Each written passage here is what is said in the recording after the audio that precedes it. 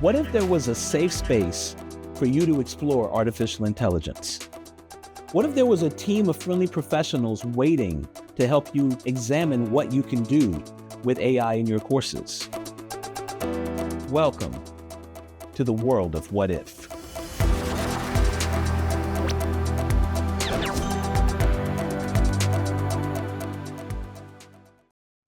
Hi everyone, my name is Jenna and I'm a multimedia specialist here at COSE. And today I wanted to talk to you guys about creating assignments in the age of AI. So before we get started, I would like everyone to just take a minute and reflect on their past learning experiences, specifically in undergraduate.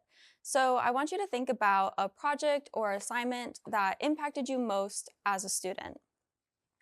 And I want you to think about why that was. What about that project or assignment really impacted you as a learner that it is still sticking with you today? Did a professor make you feel safe to really go out there and do something ambitious? Were you able to explore a topic that you were really passionate about? Or was it really challenging that you are now forever ingrained with what you learned because you grappled with it so much? And then I want you to think about how would that same assignment look in today's world? And do you think the impact would be the same? And the reason I ask this and bring it up is because as our world changes every single day, new technology arises. And right now we have AI. And it can be a really great resource for professors and for students. But with that, you also can have times where maybe it is being used by students in ways that professors did not intend. So if you are in this boat, you're not alone. 72% of faculty have reported at least minor challenges with handling student AI use. And that wouldn't come to any surprise as 80% of students have used generative AI during their courses. Now with that, that same study found that 56% of those students were using generative AI for comprehensive learning. So they are really trying to understand a complex topic or have something explained to them. And then 35% were using it for personal learning. But overall, we have 88% of faculty concerned about over-reliance on AI. And so I thought that's why it would be really important to talk today about creating assignments in the time where we have this technology and find a balance and a way to make sure that we are still having authentic assessments of students and what they're learning and making sure that they are still applying the material in a time where it can be really easy for them to kind of have those answers at their fingertips. I also think it's really important to make sure that we continually find ways to create friction for learners and challenge them.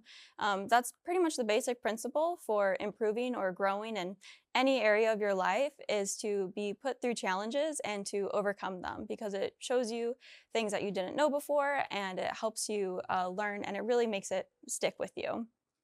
And also, I thought this is important because there's a building foundational skills for learners because I actually had the opportunity to be a student when AI emerged. So when AI first came out, I was in my undergraduate studies. So I've had the experience to see it as a student, and now I also have the experience of seeing it as a professional. And I think it's really interesting to see that difference in use when you have those foundational skills built as a learner.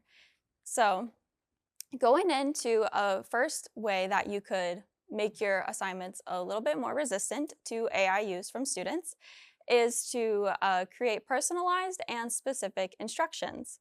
So an example of this is shifting what students write about. So instead of just kind of having them write about something that you guys maybe read in the textbook or just a general topic that can be easily accessible by large language models, you can go more specific and kind of go to interactive software. Maybe you bring students to a website where they interact and learn something or are challenged in some way. You can also have students look at complex case studies. A lot of times these are mainly in libraries where you kind of have to be a student to access that material, and therefore it wouldn't be as accessible to a large language model. Archival and historic text. These are really great ways for students to not only see original work, but then also learn from it. And you can also look at community-specific events. So this is a really fun way to make sure your students are kind of also engaging with their community, but looking at ways you can kind of create your learning to apply to your specific area, because that again is going to be so specific that it's going to be really hard for a large language model to understand to the depth and replicate in the way that you're asking your students to. Building on this, you can also create prompts from classroom engagement or personal experience of students. This is really great because personal experience, if you're able to get content and personal experience in relation for a student, it can really solidify that understanding for the student is when they're able to apply it in their own way and own life. Also, discussions and debates are a really enriching way to engage your classroom and bring in different perspectives, challenge ideas, and even come up with new ideas. And so not only having these discussions and debates is important, but having students cite those specific arguments from their classmates in their papers or reflections can show that they are reflecting on those experiences instead of outsourcing that thinking. Also, a little bit old-fashioned is you can always, if you are in an in-person class, you can have maybe first drafts or a brainstorming event happen in person where the prompt isn't provided before. But once students understand what they're going to be writing about, they then are going to just have a moment to sit there and think about what they want to write about and brainstorm those ideas and any theories or theses that they would like to go into. And if you're an online class, there's resources like Lockdown Browser or a way to monitor what your student is doing online to make sure that they're not finding their first ideas through a generative platform. And I think in such a fast-paced world that we live in, it can feel like really easy for students to go there, but giving them the space to slow down and to really think about what they want to do is really important so that they're able to kind of have that moment to just take a breath and a beat and just think about it from their own perspective instead of looking for an immediate answer. Now, an example of this would be taking a reflection post from describe what happened in New York Times versus Sullivan and its importance to then instead studying that specific court case and then pulling a specific piece of media that is current that relates to defamation. Have students write a reflection on whether they think that person in this piece of media would win a defamation case or not. You could also have a classroom debate about everyone's reflections, and then at the end, have students also create a final reflection paper on how their ideas were challenged and changed throughout the process, citing arguments that were presented in class. So I think this is one way to kind of just add a little bit more depth and layer to what would have just been a very simple, basic, overall summary prompt to then going more in depth with what you're trying to solidify for your students. Next, a really great idea is buildable assignments. So you kind of can think about the traditional big semester-long paper. That in itself is a little bit more AI resistant in its own nature because a 10-page paper requires a ton of information and a ton of depth of what topic you're going to go into.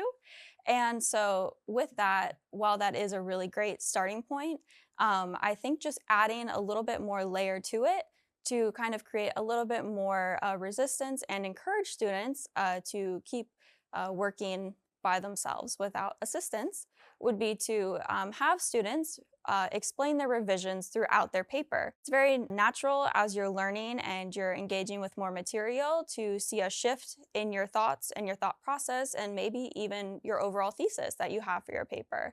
And having students explain what changed their thinking, have them show the source material that did change their thinking, having them show edit history, and just overall reflecting on the way that they've grown throughout the paper.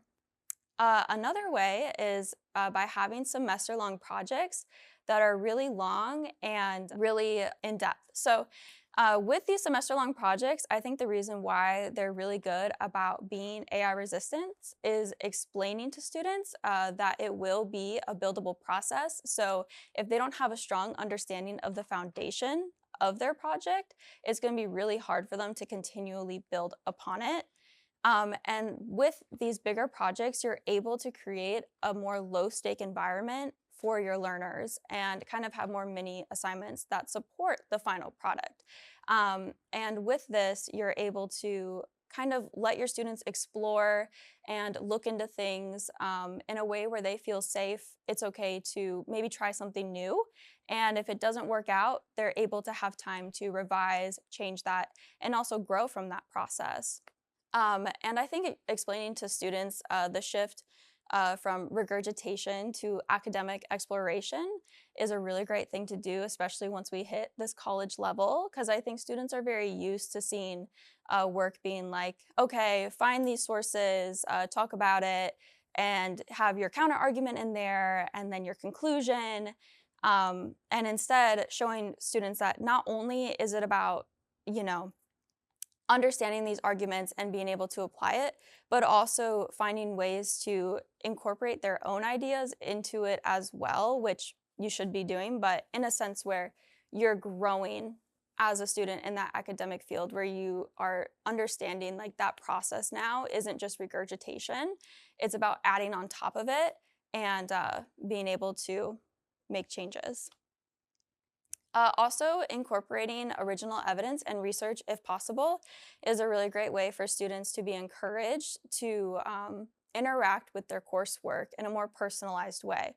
So, depending on what your field is, you could have students conduct interviews, experiments, or find their own archival documents to support the work that they're doing.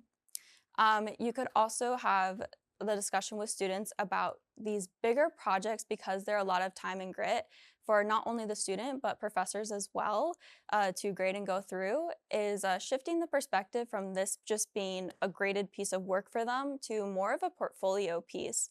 I think students always have the fear of when am I ever going to use this in the real world? And I think giving them opportunities to have their work be in the real world or show them how it's going to help them as they get into the real world to build their portfolio, to build their resume and strengthen them as a student is going to really shift the way that they take responsibility over their learning. And overall, with all of these, a really great idea to also make sure that your students really apply the knowledge that they're learning and making sure that they do understand it is to almost have mini defenses for these bigger works and these bigger pieces of assignments. So instead of just, submitting the essay and we move on or submitting the big project and we move on, you can have students come up and almost do mini thesis defenses, but for their projects and have questions asked to them right there and then where they have to apply in the moment. And I think that's a really great way to show that students really understand it in and out. So an example of this is to go from create a marketing strategy for Google to then having students pick a local business, analyze the evidence, the current strategies, shortcomings, and any mixed messaging, and then have students create intricate marketing campaigns that have measurable results for these specific businesses. And have students, and if you wanted to get their work out in the real world, you could also think about maybe having some students pitch these ideas to businesses to gain more confidence and experience. Afterwards, students can also create presentations to show what they learned, why they chose what they did, and again, defend their strategies. So going back into that thesis defense. The next example I have for you guys is new platforms. So while technology and the learning process innovates every single day, maybe so should the way that we assess students and we analyze if they are understanding that material.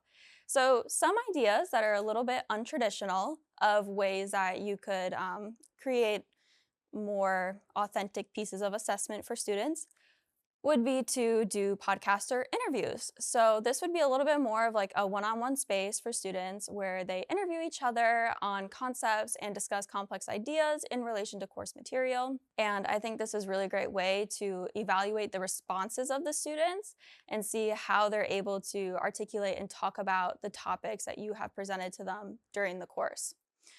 Classroom simulations is another really fun way to get students engaged with the course material and apply it to what could happen in real life. It encourages them to think on the fly, engage in problem solving, and also find any shortcomings in their knowledge. Because when you're put to the test like that, you're going to find where your limit may be in the material. You can also make scenarios that create tension by challenging ethical, contradicting, or best practices for their specific area of study. So maybe you want to put them in a situation where they kind of have to decide what is best based off of the knowledge that they have. You could do online or a real life scavenger hunt where you have students go online and find examples of real life work that supports what they're learning about. So if you're in marketing, you could find 2 bad marketing campaigns and have students explain why they failed. For journalism, you could find an article or film where ethics are in question and have students write about that and maybe what they would have done differently. And for law, watch a court case and write about the tactics that the lawyers used during the trial. And now with this, again, it's really important to also have that conversation with students and let them know why you're going to be able to tell if they generated the answers for these. Because if you were to kind of put that same prompt into a large language model, you're going to get a lot of the same responses from students. And so that is an immediate way to discourage them from using these large language models. So an example of this is going from write a reflection on current investigation tactics and what situations they'd be useful in, to then moving towards using a podcast. So for this example, I chose Serial, which if you're not familiar with it, it's an investigative crime podcast. And each week you could have your students listen to an episode and reflect on initial thoughts, pinpoint mistakes from the prosecutors and investigation team, debate with students on different interpretations of what they thought of that week's episode, and then discuss interview tactics used by police. And then at the end of finishing that podcast, you could write an essay on the investigation discussing ethics, tactic, and credibility of information. And I think this also kind of pairs really well with almost doing a classroom simulation because you're simulating what it would be like to go through an investigative process with using these other resources. So I also think it's really important to just have the discussion with your students. For a lot of students, this is a resource that they've been using. And so to just kind of, take it away without talking to them why could be really confusing for a student. And then they kind of miss the point of understanding why it's important to maybe veer away at times. So having the discussion with them about AI limitations is really important. AI can make really great grammatically correct sentences, but it can never understand a topic to the depth that you would understand as a professor. By letting them know that, you'll be able to, as a student, know like this essay may sound really good to me, but my professor is going to see that lack of depth immediately. Perhaps there's ethical issues with AI in your specific field, and it's really important to discuss that with them so that they're prepared as they go out into the workforce to use it appropriately if they choose to do so. And again, just provide opportunities for students to research and develop projects and what they're passionate about. I think kind of personalizing that learning experience for students can help them not only engage the material that you're teaching them, but apply it to the area that they're really passionate about. And it may even be able to niche it enough where students feel like it can help them as they go to look for jobs in a specific field that they would like. So also offering ample support to explain concepts, revise work, and explore during the learning process, I think is just really important overall to let students know like, hey, this is a safe environment to learn. This is a safe environment to explore. I'm not going to, I don't expect perfection right away because I think we have to reteach students the learning process, because right now they can have what looks like perfection to them at their fingertips. And so if students don't understand that value in kind of struggling a little bit and growing as a learner and feeling safe to do so, they're not going to do that opportunity. And also, I think it's really great to, again, just provide opportunities for well-crafted projects to get out there and reward students for their hard work and their grit. There's conferences that you can bring students to. Perhaps there's a writing competition, or your department hosts events and they allow student presentations on work that they've been doing, or even pitching ideas to local businesses depending on your department. Just again, gaining real-world experience for projects can really help students feel more confident as they are getting ready to go into the workforce. So, before we leave today, I just thought this was a really great quote from Albert Einstein that wraps up pretty much what I'm talking about, which is that education is not the learning of facts, but the training of the mind to think. And I think that's a really great way to wrap up what we talked about today.